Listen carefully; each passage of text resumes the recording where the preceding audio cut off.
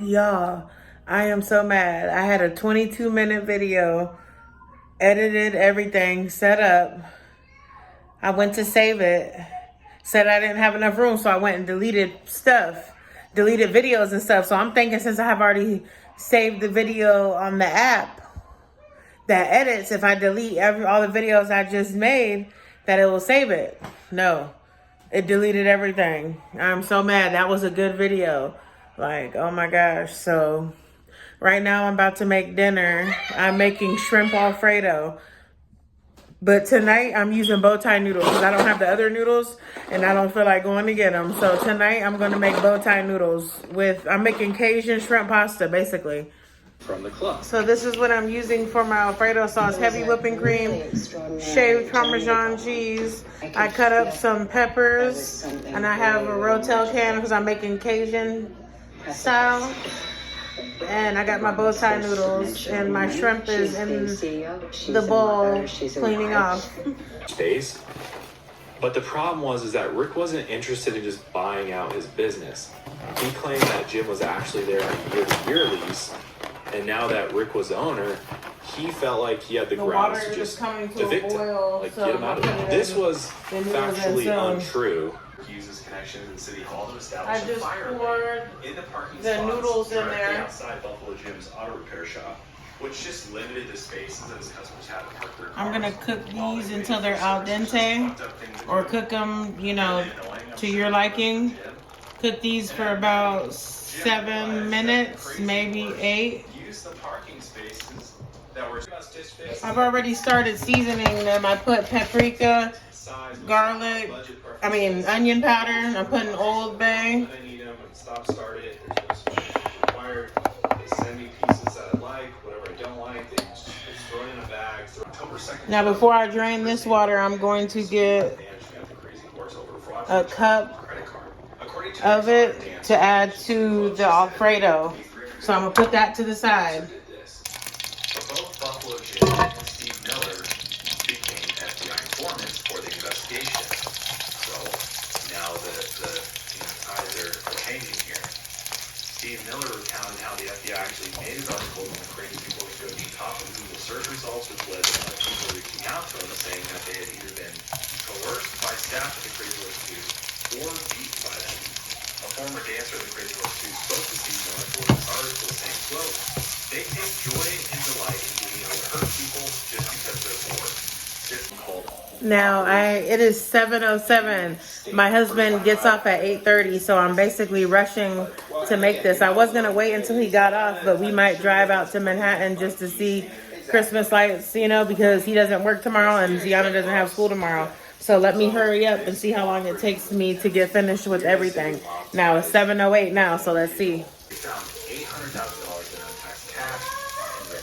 Now I'm going to add a can of Rotel.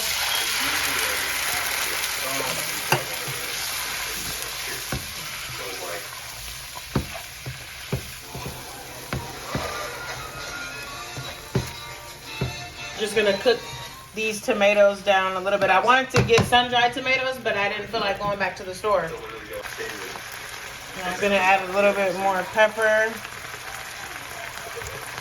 if there is any.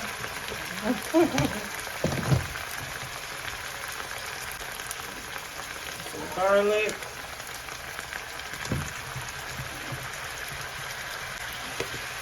Onion powder.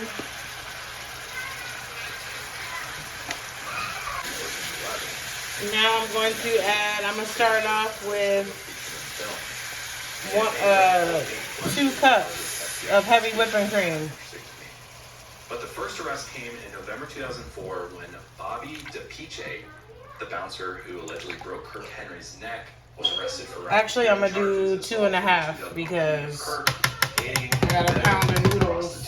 And distribution. Get him more time. I'm also going to add a little bit of Tony's. Well, you know, I think we know. you gotta have some flavor in there. Yes, the FBI is the one who built this case. And let this come to a slight boil, and then I'm gonna add the cheese. The prison became imminent. Jim suspected some anonymous Metro police officer, including one he received on April 5th, 2008, stating that multiple meetings have been held Now I just turned That was the, specifically to discuss. what's it called? I turned But for Jim, the stove off for now while I let this melt down because I don't want it to burn. best day of his life. I don't want the bottom to The burn. reason for it being the best day of his life was because filming had just wrapped on a network TV show about Buffalo Jim's life. He had even completed a run for mayor as an arc for the documentary series. And while his campaign was largely just seen as a publicity stunt, it's awesome. He like built this whole buffalo out of like paper mache that like breathe fire or smoke. But yeah, he's an entertainer. Just had to add a little bit more cheese. And again, So we're gonna let this his thicken campaign up to real speak out quick. against the mob.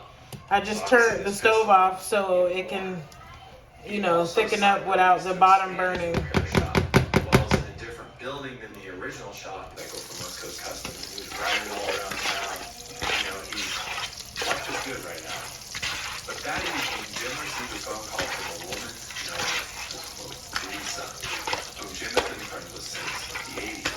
I think her last name's out there somewhere, but most people would report on this case do not say her name. So we'll just call her Lisa.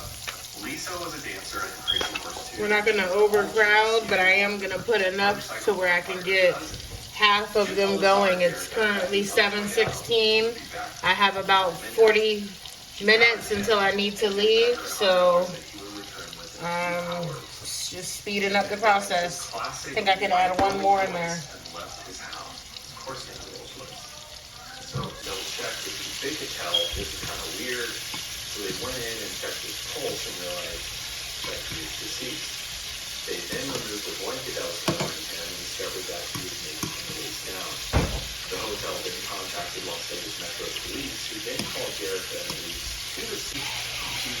The first batch is almost done. I'm going to add some fresh lemon. Over there to see the code there. And while searching the casino's lot, they received a call from Metro Police right afterwards in this. Do the second batch now. Died over the weekend. Businessman and pro wrestler Buffalo Jim Garrier died unexpectedly. His body was discovered in a motel room on the Boulder Highway. Officials say he died of natural causes, although those close to him suspect foul play. Acting reporter George Knapp recalls the one of the Las Vegas original. We have a camera. Have you been feeling sad most of the time? Turn this up a tad bit. Involved in a lot of skirmishes. Now it's thickened up. I'm gonna add just a tad bit of that pasta water in there. For the numerous police reports he made about events he witnessed at the now shuttered Crazy Horse 2 topless nightclub right next door to his business. In the area, known far and wide by his nickname Buffalo, was a I'm going to add. his causes. Now I'm going to add some noodles. Buffalo that he intended to enter the Colorado parade until the parade was canceled. And you're disappointed that the parade canceled? Yeah, I want this bad boy in the parade. I thought people in Las Vegas would like it, brother. Barrier was a professional wrestler and wrestling promoter who produced his own late-night wrestling show on cable TV. The walls of his shop were plastered with photos of famous wrestlers, boxers, and other celebrities who became his acquaintances. He also courted media personalities and wrote his own auto repair newspaper column. Over the weekend, the body of the 55-year-old Barrier was found in a motel room on the Boulder Highway. Barrier's longtime friend within was compromised. Photos from the scene show the contents of Jim's pockets on the bed in between his legs, indicating that investigate necessarily. I think I can definitely see a world where first responders would come in and just kind of assume what happened here. But again, we never, as a police officer, a law enforcement official, you should always consider all possibilities, especially since this is Buffalo Jim. Right, if this was just some guy, that wasn't in the news and had all this crazy shit happening at his repair shop, especially if you're a responding officer and you're like, you do identify who he is and you're like, wait a minute, hasn't Buffalo Jim been having all kinds of crazy shit going on at his repair shop? We've been called out to his building 700 times. Is it possible there's somebody out to get him? And again, you heard George Knapp. Right now I'm on the way to pick up Heavy, and then I'm gonna swing by Target, run in real quick. I have to get pull-ups and whatever else I see in there. So I'll see you in a second when I get to Target and when I pick up hubby and get to Target.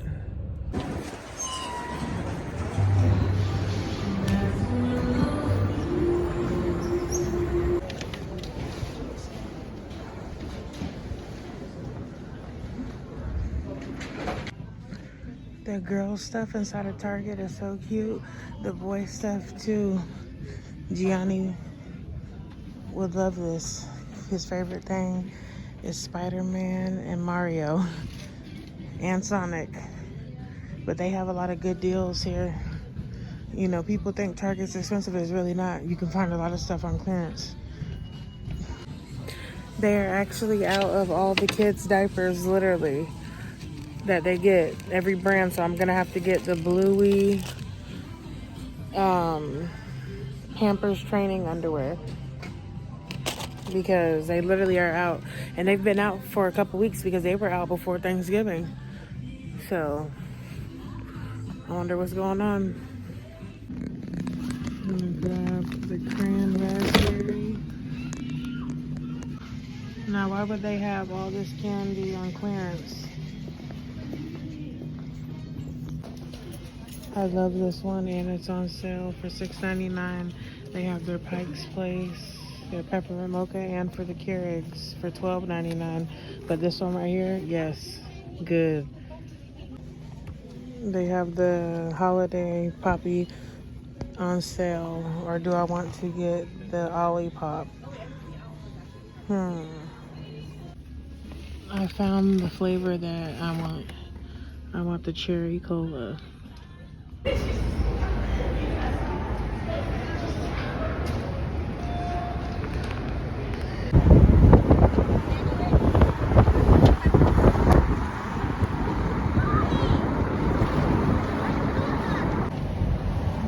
I love downtown Brooklyn. I want a house in downtown Brooklyn. I love downtown Brooklyn.